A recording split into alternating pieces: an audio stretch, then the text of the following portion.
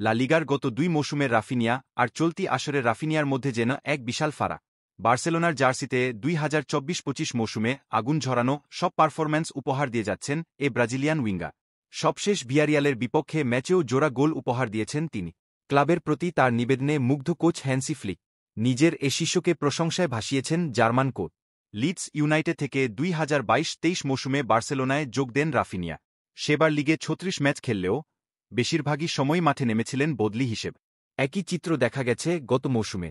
সাবেক coach Xavi হার্নান্দেজের অধীনে এক প্রকার অবহেলিতই ছিলেন বলা চলে। ম্যাচ সময় কম পাওয়ায় সেভাবে পারফরম্যান্সও উপহার দিতে পারেননি তিনি। তবে নতুন কোচ হ্যান্সি ফ্লিকের অধীনে চলতি মৌসুমে ৬ লা লিগা আর ১ চ্যাম্পিয়ন্স লিগ ম্যাচের সবটিতে ছিলেন শুরুর একাজ। খেলেছেনও গড়ে ৯০ মিনিট করে। কোচের আস্থার প্রতিদান দিয়ে মৌসুমে ৫ গোলের পাশাপাশি ৩ অ্যাসিস্ট উপহার দিয়েছেন তিনি। অথচ গত মৌসুমে ৩৭ ম্যাচ খেলে মাত্র ১০ গোলের পাশাপাশি ১৩ অ্যাসিস্ট করেন তিনি। রাফিনিয়ার পারফরম্যান্সে মুগ্ধ চলতি মৌসুমে বার্সা শিবিরের দায়িত্ব নেয়া হ্যান্সি ফ্লিক।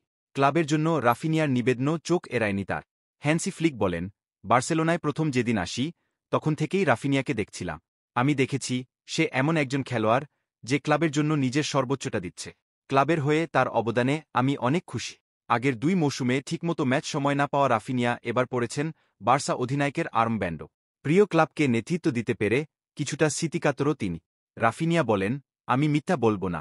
শিশু থেকেই আমি বার্সেলোনার সমর্থক। আমি এখানকার খেলোয়াড়দের দেখে বড় হয়েছি এবং এখানে খেলতে পারাটা আমার জন্য সম্মানের। অধিনায়কত্ব আমার কাছে অনেক বড় বিষয়। এটা আমাকে আবেগপ্রবণ করেছে। বার্সেলোনার মতো ক্লাবের অধিনায়ক হিসেবে খেলতে পারাটা খুবই বিশেষ। চলতি লা লিগায় ৬ ম্যাচের সবটি জিতে তার দল টেবিলের শীর্ষে অবস্থান করছে। নিজেদের অবস্থান পাকাপোক্ত করতে বুধবার গেতাফের বিপক্ষে নামবে বার্সা।